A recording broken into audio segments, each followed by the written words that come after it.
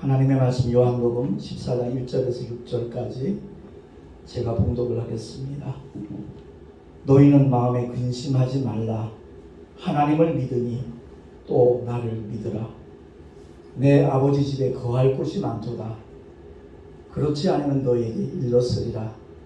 내가 너희를 위하여 처소를 예비하러 가노니 가서 너희를 위하여 처소를 예비하면 내가 다시 와서 너희를 내게로 영접하여 나 있는 곳에 너희도 있게 하리라. 내가 가는 곳에 그 길을 너희가 알리라. 도마가 가로되 주여 어디로 가시는지 우리가 알지 못하거늘 그 길을 어찌 알겠사옵나이까. 예수께서 가라사대 내가 곧 길이요 진리요 생명이니 나로 말미암지 않고는 아버지께로 올 자가 없느니라. 아멘. 기도하겠습니다. 하나님 아버지, 어려운 시기입니다. 이러할 때 더욱더 우리가 기대하며 소망하며 의지해야 될 분이 하나님 한 분밖에 아니 계시다는 것 다시 한번 깨닫게 되니 참으로 감사합니다.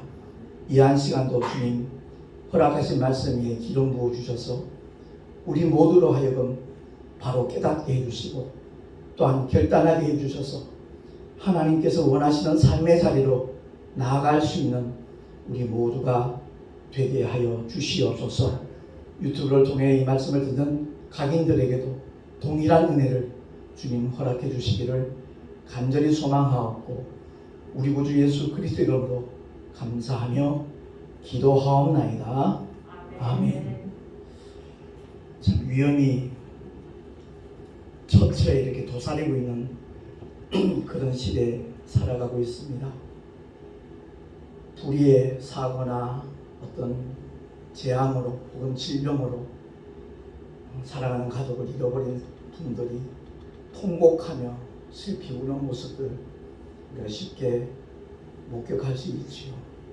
그런 장면을 볼 때마다 제가 더 안타깝게 생각하는 것은 그 죽음 이후에 있을 더 엄청난 일이 있는데 그 일에 대하여 그야말로 하나님의 은혜를 입은 사람인가 그렇지 못한 사람인가 하는 그런 데 대한 안타까운 마음이 제가 목회를 한 34년 하다 보니까 더 강하게 밀려오더라고요.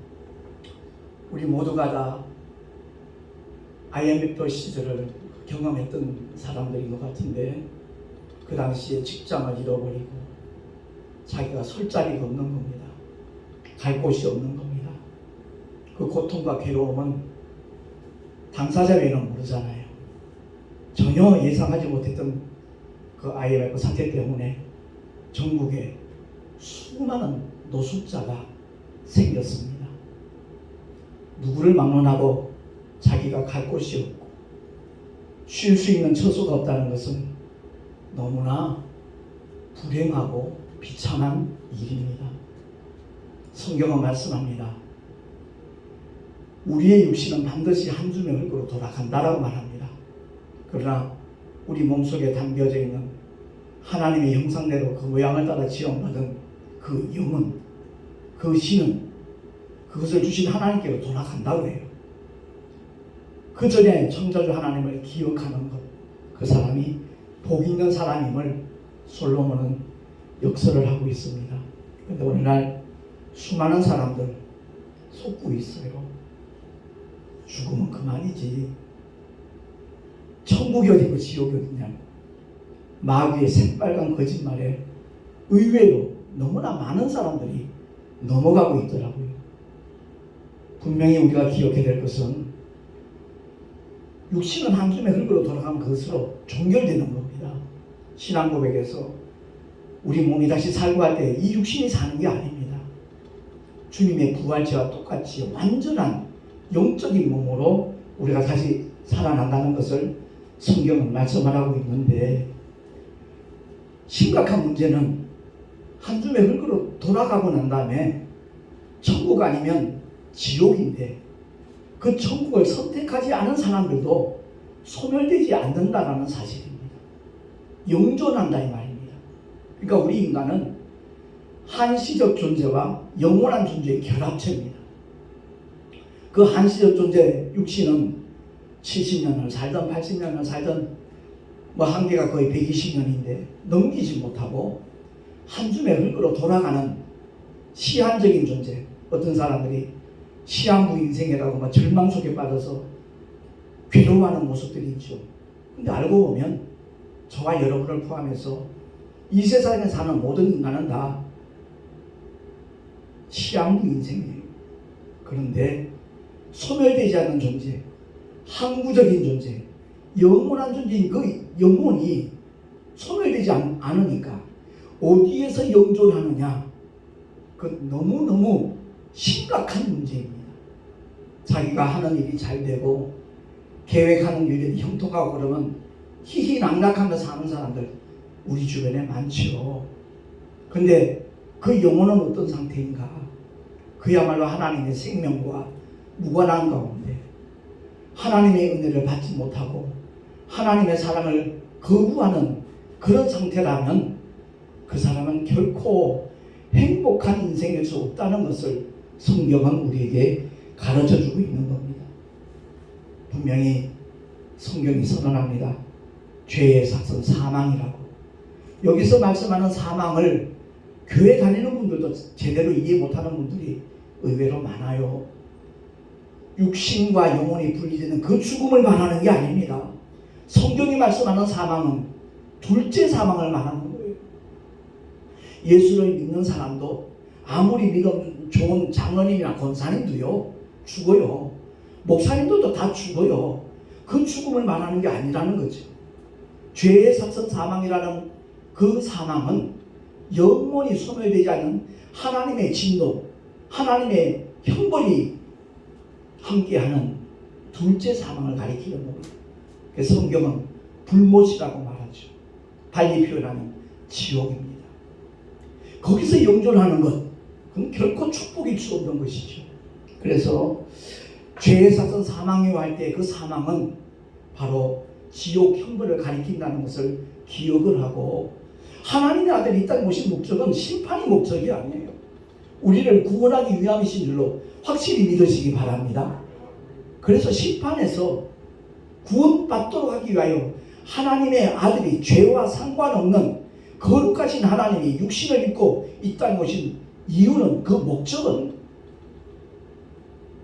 죄값은 사망이니까 그 죄의 문제를 해결해야 되는데, 하나님도 율법을 초월할 수 없어요. 율법에 피 흘림이 오시는 사심이 없다 그랬거든요. 근데 하나님이 영이시니까 죽으실 수가 없어요. 말씀이신 하나님이, 영이신 하나님이 육신을 입고 이 땅에 오신 사건이 성탄절입니다. 오신 이유는 인류를 구원하기 위해서, 심판에 이르지 않도록 하기 위하여, 그 주님이 대신 우리를 대신하여 심판 받으시고자 이 땅에 오신 겁니다. 12영이나 더 되는 천군 천사 동원해서 유대 병력들, 로마 군사들 완전히 진멸시킬 수 있는 하나님의 능력을 갖고 계신 주님이 묵묵히 그 길을 걸어가시잖아요. 세상 죄를 지고 가는 하나님의 어린 양으로 오셨기 때문에 그렇습니다. 제가 언젠가 그런 고백을 한 적이 있습니다만, 목회 시작하고 2년 동안은 제가 유명한 목사님들 설교지 돈 따가지고 원고 한 석장 만들어서 읽어대면서 설교를 하면 또 성도들이 은혜 받았다 그러니까 그게 목회인 줄 알고 목회를 했어요. 그러다가 감리교단이죠, 갈보리 성교교회 강문호 목사님 세미나 참석했다가 제가 참 큰 충격을 받고, 그때부터 오직 주님만 의지하면서 말씀을 전하고 있거든요. 근데 그 갈보리 성교교회에서 1년에 한 번씩 하는 행사가 있습니다. 그 나름이 아니라 6월쯤 돼갖고 그 교회 근처 공원에서 양을 잡습니다. 어린 양 한 마리를 잡는데 많은 사람들이 구경을 합니다. 근데 그 어린 양 모습을 보세요. 그 뾰족한 칼을 목에다 갖다 대도 반항하지 않습니다. 발버둥 치지 않습니다. 가만히 있습니다. 그 칼을 툭 찌르는 순간에 매 하고 죽어요. 전능하신 하나님이 연약하기 그지없는 인생들 앞에서 그 거룩하신 하나님이 죄투성인 인간들 앞에서 신문을 받고 십자가 위에 달리시는 겁니다. 왜? 저와 여러분을 구원하시기 위해서, 심판에 이르지 아니하도록 하시기 위해서 주님이 대신해서 그 죄에 대한 심판을, 형벌을 받으신 사건입니다. 이제 얼마 있지 않은 고난주간이 옵니다만, 그 고난주간과 부활절을 맞이할 때 어떤 종교적인 행사로 생각하는 분들이 의외로 많아요. 아니에요. 2000년 전에 내가 죽을 자리에 주님이 대신 죽어주신 사건이 바로 주님의 십자가의 사건이에요. 그러니까 교회 열심히 다니는 거 좋죠. 근데 그 열심히 다닌다 구원받는다는 하나님의 약속이 성경에 없어요. 예수를 믿어야 합니다. 아멘. 나의 구주로 믿는 자, 그들에게 하나님의 약속이, 하나님의 은혜가 덧입혀진다는 거죠. 옛사람 복음을 만나기 전에, 주님을 알기 전에 나 옛사람 주님과 함께 십자가에 못 박아야 되는 것이고,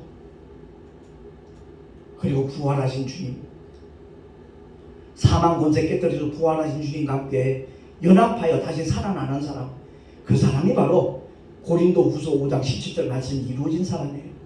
누구든지 그리스도 안에 있으면 새로운 피조물이라. 교회 안에 있으면 다 피조물이 새로운 피조물이 된 걸로 착각할 수 있어요. 아니라는 거죠. 분별해야 된다는 거죠. 나는 정말 주님을 만난 사람인가? 나는 정말 예수가 하나님의 아들이시고 나를 대신해서 십자가에 못 박혀 죽으셨다가 사흘 만에 부활하신 그 역사적인 사건을, 성경의 약속을 나는 정말 믿고 의지하는 자인가? 스스로 돌아봐야 돼요.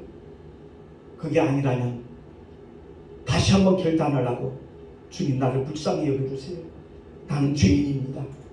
주님 없이는 도저히 저 천국에 들어갈 수 있는 가능성은 0%입니다. 주님 나를 긍휼히 여겨주세요. 나를 구원해주세요.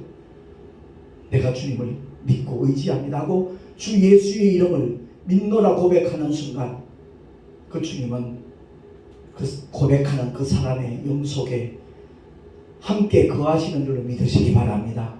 그거 전하자는 거예요. 전도는 딴 거 아니에요. 우리 교회 열심히 나오가 하는 게 전도가 아니라 예수가 누구신가를 알고, 당신도 그 예수 이름 앞에 겸손히 무릎을 꿇고 그 주님을 나와 같이 영접하자는 게 바로 전도의 참된 의미입니다. 우리 인류는요 다 죄인이에요. 나는 선악과 따먹은 적이 없는데 미안하지만 우리는 첫 아담 허리에 있던 자들이에요. 최초의 영적 존재인 첫사람 아담 안에서 저와 여러분은 우리의 의지와는 전혀 무관하게 죄인이 되고 말았어요. 그래서 다윗은 고백하잖아요. 내가 죄악 중에 출생하였으며 라고 고백합니다. 왜? 나는 아담의 후예니까. 수많은 사람들이 지금 70억이 이 지구상에 있다지만 그들은 하나같이 백인이든 흑인이든 아니면 우리 동양인이든 하나같이 그의 후예들입니다. 그래서 수제자 베드로가 그와 같이 선언하고 있는 거예요. 베드로가 한때는 지상낙원을 꿈꿨다고 그랬잖아요. 예수님 예루살렘 입성하실 때 수많은 사람들이 예수님을 따르고 환호하니까 이제 나도 한 자리 차지할 수 있겠구나 착각했지요. 엉뚱한 기대를 했지요. 근데 정작 주님의 십자가 앞에서는 3번씩이나 예수님을 부인하는 엄청난 과오를, 배반을 그는 하고 말았잖아요. 근데 그가 돌이킨 후에 완전히 딴 사람이 되었잖아요. 죽음이 무서워서 계집종 앞에서 3번씩이나 부인했던 그가, 야고보가 이미 목배임을 당했고 그는 감옥에 갇혀 있는데 아주 편안하게 단잠합니다. 언제 죽을지도 모르는데 그가 깨닫고 난 다음 선언하는 메시지가 바로 그거예요. 주보에 나와 있으니까 베드로전서 1장 18절에서 19절 우리가 아담 안에서 죄인이 되었는데 그 죄에서 해방될 수 있는 하나님의 약속이 뭔가 하는 것에 대해서 말씀합니다. 베드로전서 1장 18절 19절 우리 한 목소리로 천천히 합독을 하겠습니다. 시작.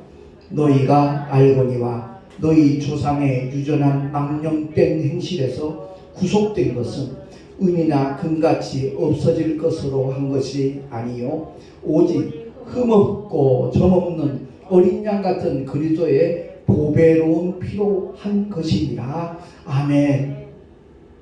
저와 여러분이 구원받은 것은, 우리의 죄가 다 사함받은 것은 은이나 금같이 없어질 것으로 한 것이 아니라는 거죠. 오직 흠도 없고 점도 없는 하나님의 어린 양 같은 그리스도의 보배로운 피로 우리가 그 모든 죄를 사함받았다라고 베드로는 선언하는 겁니다. 제가 주보를 만들 때 거의 성경 구절만 기록을 했었어요. 근데 택시 안에 만나는 손님들 중에는 교회를 가본 적도 없는 사람들이 많기 때문에 제가 이 주보를 같이 함께 나눠주는 이유가 있거든요. 그래서 일부러 그 내용들을 어느 정도 이해할 수 있는 내용들을 일부러 성경 구절 좀 줄이더라도 그렇게 지금 만들고 있습니다. 이어서 나오는 하나님의 말씀, 베드로전서 1장 23절 말씀 한 번 더 합독을 하겠습니다. 시작. 너희가 거듭난 것이 썩어질 씨로 된 것이 아니요 썩지 아니할 씨로 된 것이니 하나님의 살아있고 항상 있는 말씀으로 되었느니라. 아멘. 저와 여러분이 새 생명을 얻게 된 것은 썩어질 씨로 된 것이 아니라는 거죠. 썩지 아니할 씨, 그게 바로 하나님의 말씀이고 복음이라는 겁니다. 언젠가도 그런 말씀을 드린 적이 있지만 사과씨가 쪼만해요. 굉장히 조그맣습니다. 근데 그 사과씨 속에 뭐가 들어있어요? 사과라는 세 개가 다 들어가 있습니다. 그 사과씨를 심겨 놓으면 시간이 흐름에 따라 세월이 지나가면 그 씨가 성장을 해서 똑같은 사과의 특성을 나타내는 것.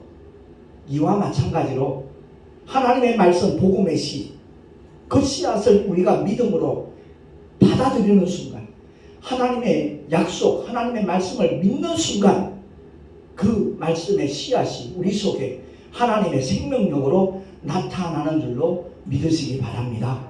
이거 전하는 게 전도예요. 하나님의 약속이 어떤 것이 있는가, 하나님의 역사가 어떤 것들이 있는가 하는 것을 함께 나누자는 겁니다.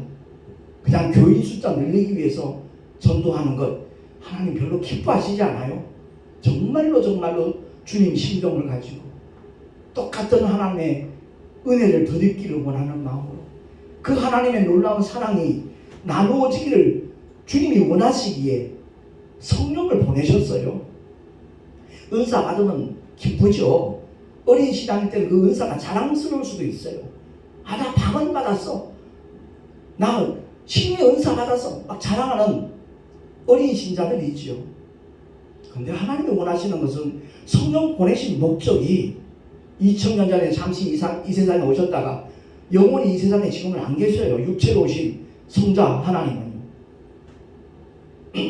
그럼에도 불구하고 오늘날 얼마나 많은 사람들이 예수의 이름을 믿습니까?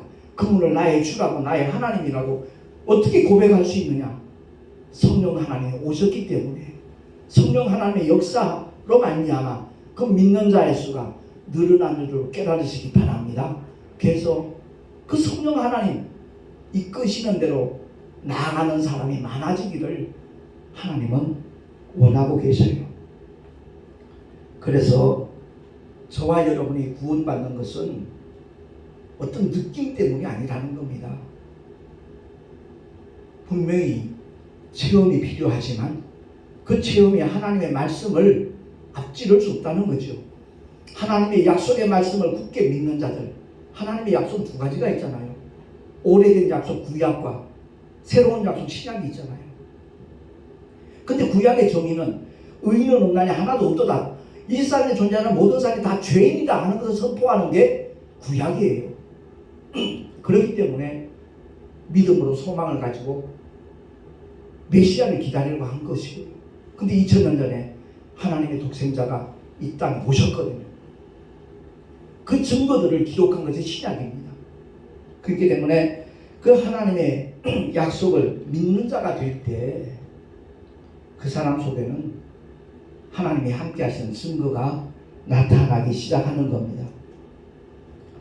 그러므로 첫 아담의 죄를 둘째 아담이신 예수의 십자가의 죽으심과 부활을 통해서 세상 죄를 하나님께서 모두 다 사해 주심으로 말미암아 우리는 구원받은 것이고, 하나님께서는 그 십자가를 통하여 우리를 향하신 하나님의 사랑을 확증하셨다라고 사도 바울 로마서를 통해서 선언하고 있는 겁니다. 고린도전서 15장입니다. 한 목소리로 우리 합독을 하겠습니다. 시작. 첫사람 아담은 산 영이 되었다 함과 같이 마지막 아담은 살려주는 영이 되었나니 우리가 흙에 속한 자의 형상을 입은 것 같이 하늘에 속한 자의 형상을 입으리라. 아멘. 이 약속을 믿는 자들을 예수 이름으로 축원합니다. 첫사람 아담은 흙에 속한 자예요. 우리가 거기에 속해서 이 세상에서 태어났어요. 이 세상에 태어났는데 살려주는 영으로 오신 하나님의 아들, 둘째 아담 혹은 마지막 아담이라고 표현되는 예수를 믿는 자마다, 여기서 살려주는 영이란 이 말씀의 의미는 아담이 타락함으로 말미암아 가지고 있던 그 영 속에 있는 죄를 가진 영, 그 상태로는 지옥에서 영원히 산다는 거죠. 산 영이란 말은 소멸되지 않는 존재라는 뜻이거든요. 근데 죄 때문에 천국에 못 가요. 못 가니까 어디 갑니까? 지옥에 갈 수밖에 없다는 거죠. 그래서 살려주는 영으로 오셨다는 이 말씀의 의미는 아담이 갖고 있던 그 영이 우리 모두에게 망령된 그 행실이 유전되고 있는데, 그 유전된 그 죄의 문제를 살려주는 영으로 오신 예수께서 십자가에서 흘리신 보혈로 깔끔하게 단번에 영원히 사하셨다는 것이 성경의 선언인 줄로 깨달으시기 바랍니다. 이것을 믿는 자가 되지 않는다면 목사가 되어서도 그 사람 지옥 갑니다. 제가 단언합니다. 하나님이 그 약속을 믿지 않는 자라면 교회를 굉장한 헌금을 하고 헌신을 했다 할지라도 그 사람은 천국과 무관합니다. 오늘 주님이 말씀하시잖아요. 처소를 예비하러 가신다. 그 처소를 얘기하면 다시 와서 너희를 내게로 영접하여 나 있는 곳에 너희도 있게 하리라. 서두에 말씀드렸듯이 IMF 사태에 직장을 잃고 갈 곳이 없고 쉴 처소가 없어서 고통스러워하는 사람들 얼마나 많았습니까? 근데 그 고통은 유한한 고통이에요. 이 세상 사는 동안만 겪는 괴로움이에요. 근데 내 영혼이 갈 곳 결정해 놓지 않으면 그 사람은 영원히 끝이 없는 고통 속에 머물게 된다는 것을 성경은 말씀하고 있는 겁니다. 그래서 제발 지옥은 가서는 안 된다는 것을 성경은 선포하는 거예요. 이 전도할 때 보면 예수 천당까지는 좋아요. 부친 지옥 써놓은 그런 분들 많잖아요. 제발 그거 안 했으면 좋겠어요. 예수 천당만 강조했으면 좋겠어요. 그것 때문에 오히려 거부감은 가져요. 기독교는 생명 있냐? 이러면서 대드는 사람들도 생기고요. 독선들이라 그러기도 하고요. 그래서 제가 택시 안에서 전도를 하다 보면 종교는 다 똑같죠? 라는 말을 너무나 많이 하기에 제가 일부러 특강을 하나 해놓은 거예요. 세상 종교와 기독교는 다르다. 전혀 다르지요. 저는 그렇게까지 말합니다. 기독교는 종교의 범주에 넣지 마라. 기독교는 생명길이지 종교가 아니라, 종교에 만약 구원이 있다면 굳이 하나님의 아들이 십자가로 올라가시지 않았을 것이다. 전 그렇게 강조합니다. 제 아집이 아니고 제 고집이 아니고 성경의 진리더라고요. 그렇습니다. 저와 여러분 갈 곳 정하셨습니까? 어떤 직분이든 그게 문제가 아니라는 겁니다. 정말 나는 죄인이었고 그래서 구세주가 필요했고 그 죄의 문제를 해결해 주기 위해서 이 땅에 오신 예수를 진심으로 나의 구주로, 나의 왕으로, 나의 하나님으로 영접을 했는가 하지 않았는가. 거기에 따라서 가는 길은 영원히 달라진다는 사실입니다. 한시적인 존재인 육신이 소중하다면 영원한 존재, 항구적인 존재, 나 영혼은 더더욱 소중한 존재잖아요. 영원한 나, 영원한 존재인 나 영혼이 장차 가야 할 곳은 결단코 지옥이 되어서는 아니 되고 천국이 되어야 될 줄로 믿습니다. 구원받는 것보다 쉬운 길은 없어요. 하나님의 약속을 받아들이기만 하면 돼요. 얼마 전에 그 목사님들하고 이렇게 함께 교제하는 가운데 어느 목사님이 교회 문제 때문에 굉장히 고심을 하더라고요. 방이동 쪽에서 다른 저 경기도 쪽으로 옮겨가야 되는가, 그 문제로 굉장히 고민을 해요. 그 교회를 어떻게 자기가 남겨두고 떠나야 될지 너무너무 고민이래요. 그때 조용만 목사님이 믿음의 조상 아브라함이 이삭을 번제물로 바쳐라 했을 때 그때 상황을 갔습니다. 그게 얼마나 어려운 일이겠는가라는 이제 얘기들이 나오기에 내가 한마디 던졌어요. 아브라함에게는 어렵지 않았습니다. 쉬웠습니다. 왜? 하나님이 바치라 하셨으니까. 내 뜻만 없으면 돼요. 내 생각, 내 느낌만 없으면 돼요. 하나님이 바치라 하셨으니까 아브라함은 굉장히 쉬웠을 것이다. 난 그렇게 얘기를 했어요. 그 자리에 있던 목사님들이 공감했는지 어쨌는지 모르겠습니다만 조용한 목사님은 바로 공감을 하더라고요. 그렇습니다. 믿음은 바로 그런 겁니다. 우리 모두가 다 하나님의 말씀대로 복종만 하면, 바꿔 말하면 내 생각, 내 뜻, 내 목적 다 내려놓기만 하면 하나님의 뜻만 남습니다. 그러면 굉장히 신앙생활이, 목회가 기쁘고 즐겁고 쉽습니다. 아무쪼록 오늘 말씀을 통해서 제가 정말 강조하고 싶은 메시지는 다른 것 아닙니다. 하늘에 계신 아버지 집, 그곳이 바로 천국인데 그 천국에 들어가려면 다른 조건 없습니다. 하나님의 가족이 되기만 하면 되는 겁니다. 하나님의 자녀가 되기만 하면 아버지의 집에 누구나 다 들어갈 수 있다는 사실을 깨닫고 믿으시기 바랍니다.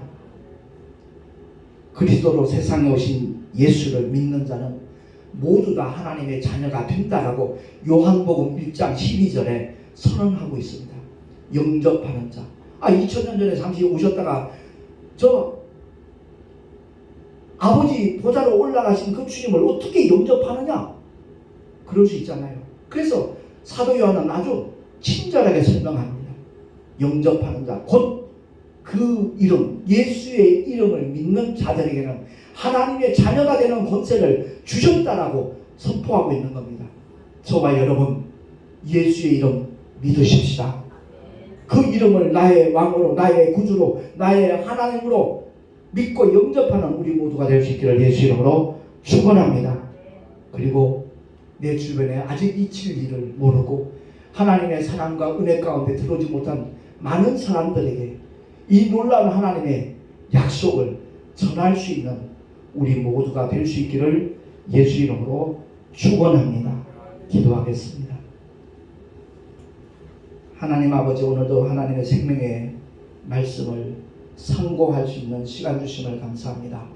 오직 예수만이 천국 가는 길이요 진리요 생명의 약속임을 우리 모두가 알고 그 이름을 누구보다도 사랑하며 높이며 전할 수 있는 하나님의 사람들로, 하나님의 자녀들로 살아가게 하여 주시옵소서. 그 예수 이름을 모든 사람들에게 정말 소개할 수 있는 하나님의 일꾼들이 되어질 때 주님은 그 삶 속에 수많은 증거를 보여주시고 예비하신 복과 은혜까지 일마다 때마다 풍성하게 허락하여 주실 줄 믿습니다. 우리 구주 예수 그리스도 이름으로 감사하며 기도하옵나이다. 아멘. 교회 소식 주보를 첨부하시면 좋겠습니다.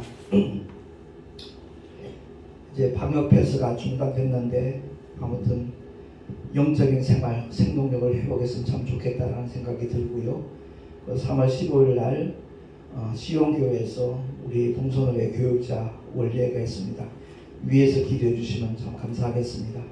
그리고 저 서울 온누리교회에서 운영하고 있는 CGN TV에 제 특강이 2개 올라가 있는데 그 중에 하나 진짜 나는 누구인가 만큼은 많은 사람들이 좀 권했으면 참 좋겠다라는 생각이 듭니다.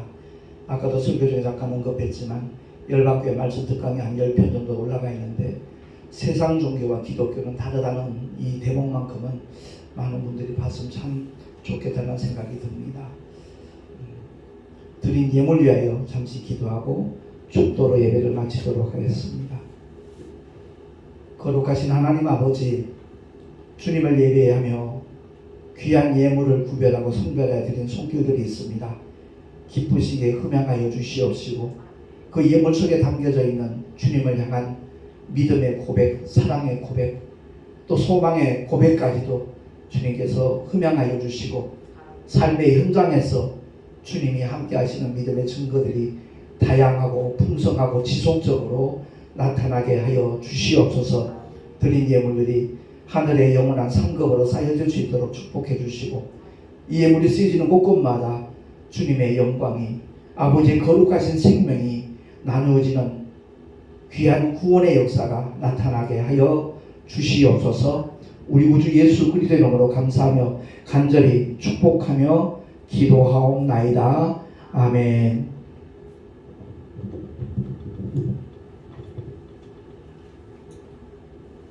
이제는 우리 구주 예수 그리스도의 크신 은혜와 하나님 아버지 영원하신 사랑하심과 보혜사 성령 하나님의 내일교통 인도하심과 축복하심이 오늘 말씀을 들은 하나님의 사람들 머리 위에 그 가정과 자녀들과 경영하는 모든 일들과 또한 주께서 피로 값주고 세우신 주님의 모든 교회들 위에 지금으로부터 영원토록 함께 있을지어다. 아멘.